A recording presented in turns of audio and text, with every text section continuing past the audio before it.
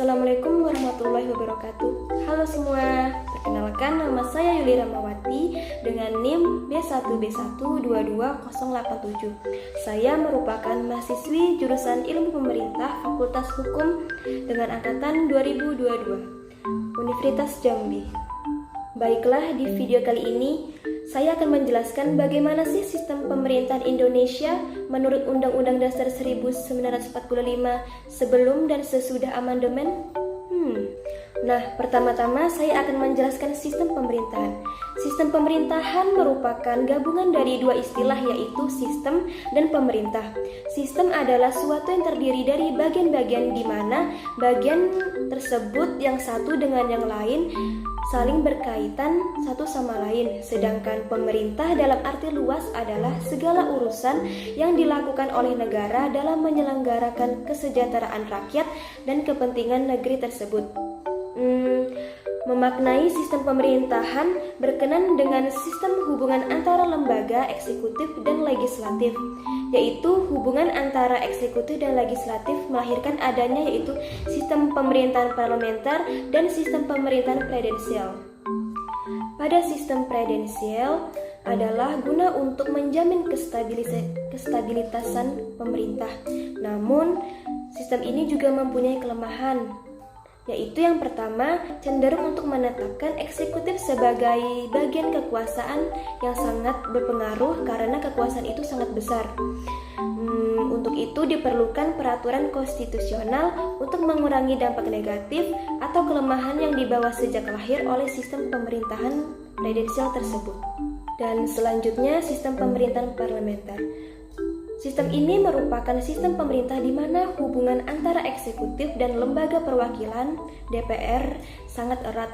Hal ini disebabkan adanya pertanggungjawaban para menteri terhadap parlemen. Maka, setiap kabinet yang dibentuk harus memperoleh dukungan kepercayaan dengan suara terbanyak dari parlemen. Dengan demikian, kebijakan pemerintah atau kabinet tidak boleh menyimpang dari apa yang dihendaki oleh parlemen.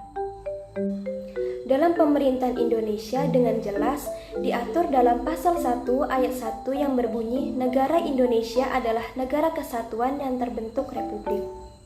Dan dalam Undang-Undang Dasar 1945 pasal 1 ayat 2 berbunyi kedaulatan berada di tangan rakyat dan dilaksanakan menurut Undang-Undang Dasar.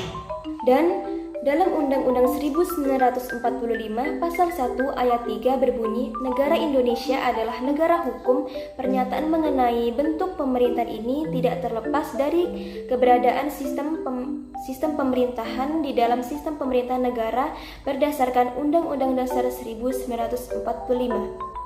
Pernyataan mengenai bentuk pemerintah ini tidak terlepas dari keberadaan sistem di dalam sistem pemerintahan negara berdasarkan Undang-Undang Dasar 1945.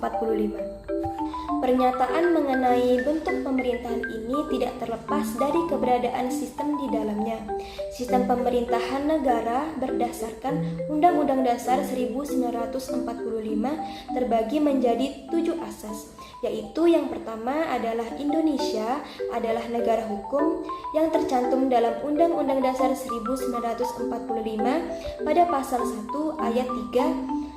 Pengertian hukum itu sendiri secara formal ialah melindungi seluruh warga dan seluruh tumpah darah.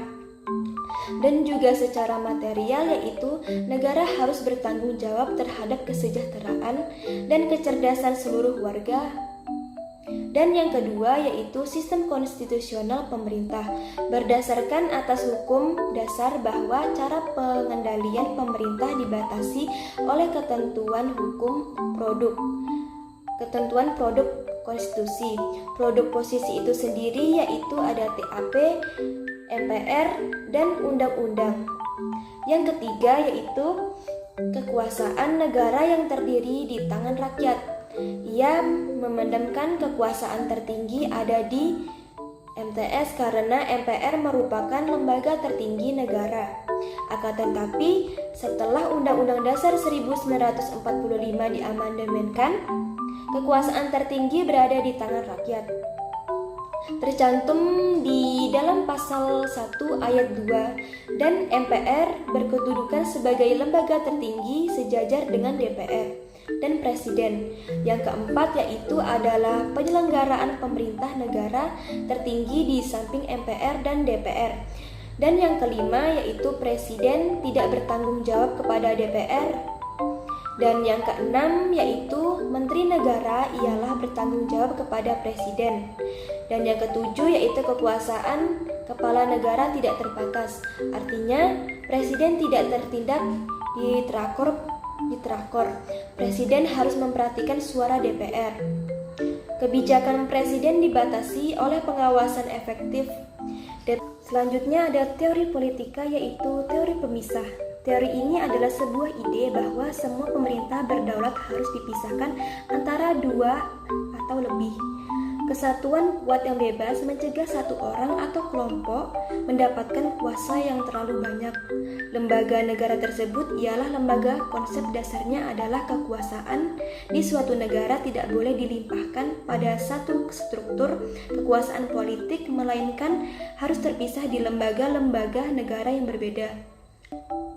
Kekuasaan negara yaitu menjadi tiga, yaitu ada legislatif, eksekutif, dan yudikatif. Dari bagian di atas ini merupakan perbedaan pemerintahan Indonesia sebelum amandemen dan setelah amandemen Undang-Undang Dasar 1945. Perbedaan mendasarnya adalah kedudukan MPR bukan lagi menjadi lembaga tertinggi negara. Di dalam teori trias politika yaitu kekuasaan yang dibagi menjadi tiga, yaitu yang pertama eksekutif.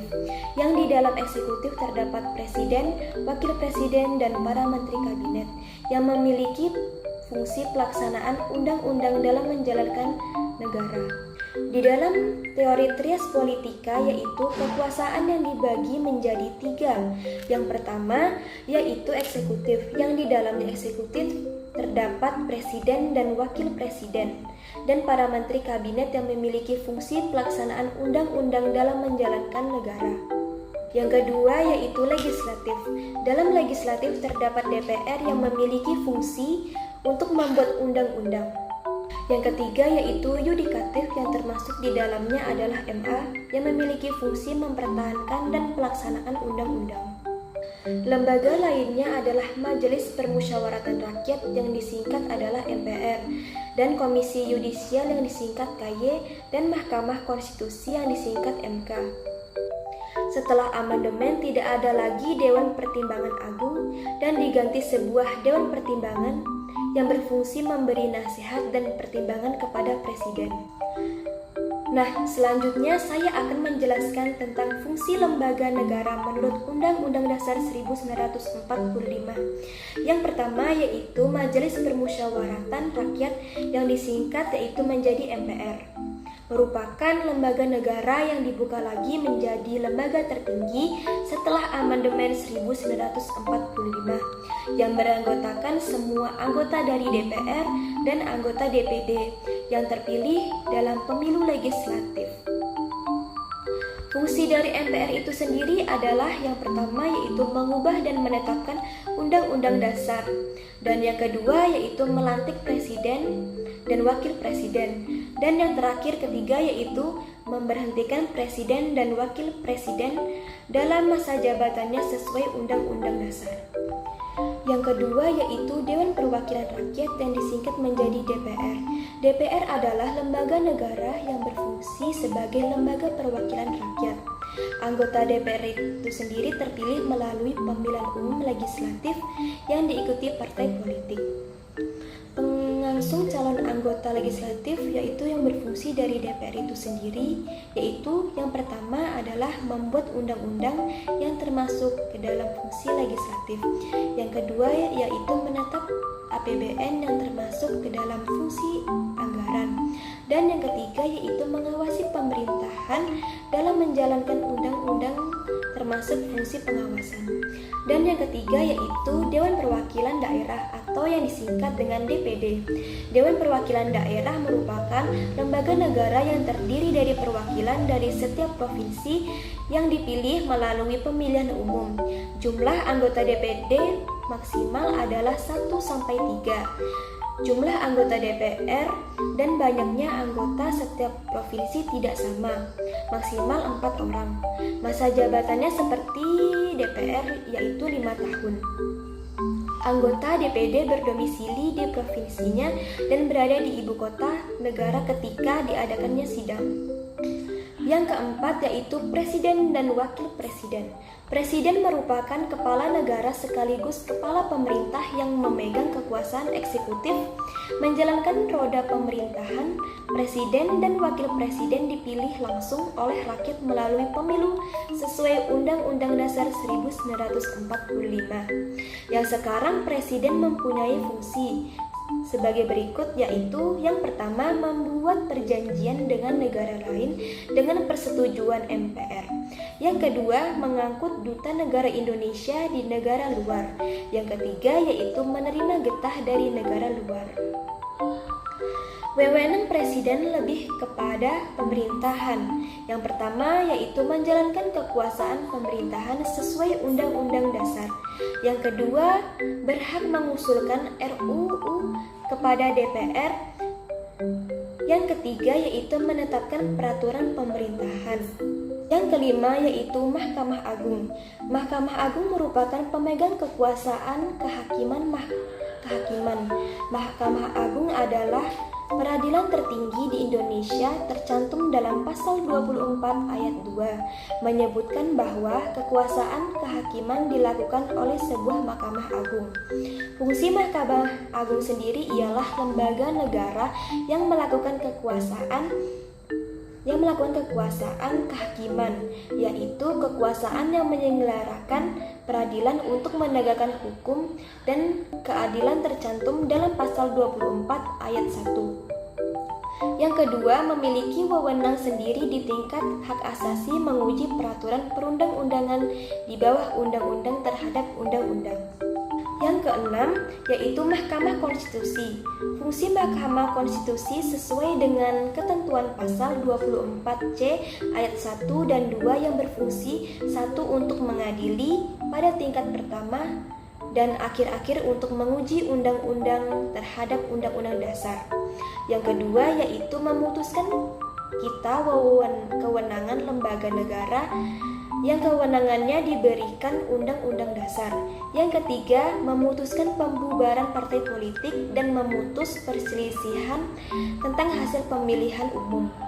Yang ketujuh yaitu Badan Pemeriksa Keuangan yang disingkat dengan BPK adalah lembaga yang bebas dari mandiri yang berfungsi mengawasi dan memeriksa pengelolaan keuangan negara yang disingkat APBN dan daerah APBD, serta menyampaikan hasil pemeriksaan kepada DPR dan DPD dan ditindaklanjuti oleh aparat penegak hukum. Nah, yang ke-8 yaitu Yudisial, fungsi kaya berkaitan dengan fungsi pengusulan pengangkatan hakim agung. Nah, selanjutnya saya akan membahas tentang hubungan antar lembaga negara menurut Undang-Undang Dasar 1945. Yang pertama yaitu hubungan antara MPR dan Presiden. Hubungan antara MPR dan Presiden sesuai dengan Undang-Undang Dasar 1945 hasil amandemen 2022. Presiden dapat diberhentikan sebelum masa jabatannya habis oleh MPR apabila Presiden sungguh-sungguh melanggar hukum berupa pengkhianatan terhadap negara seperti korupsi, penyuapan, perbuatan tercelah maupun apabila terbukti tidak lagi memenuhi syarat sebagai presiden. Dan karena presiden tidak diangkat oleh MPR, maka presiden tidak bertanggung jawab kepada MPR, melainkan kepada rakyat Indonesia. Yang kedua yaitu hubungan antara MPR dan DPR, yaitu MPR terdiri atas anggota DPR dan DPD dipilih melalui pemilu. Yang ketiga yaitu hubungan antara DPR dan Presiden, yaitu sama-sama membuat undang-undang, menetapkan APBN, DPR mengawasi pemerintahan. Yang keempat yaitu hubungan cara presiden dengan menteri-menteri, yaitu presiden yang mengangkat dan memberhentikan menteri-menteri dan menteri-menteri bertanggung jawab kepada presiden. Yang kelima yaitu hubungan antara BPK dan DPR, yaitu BPK berfungsi memeriksa keuangan negara dan hasil pemeriksaan tersebut diberitahukan kepada DPR. Nah, itu dia penjelasan tentang sistem pemerintahan Indonesia menurut Undang-Undang Dasar 1945 sebelum dan sesudah diamandemenkan. Semoga video ini bermanfaat untuk teman-teman dan semuanya. Saya tutup dengan video ini dengan mengucapkan wassalamualaikum warahmatullahi wabarakatuh.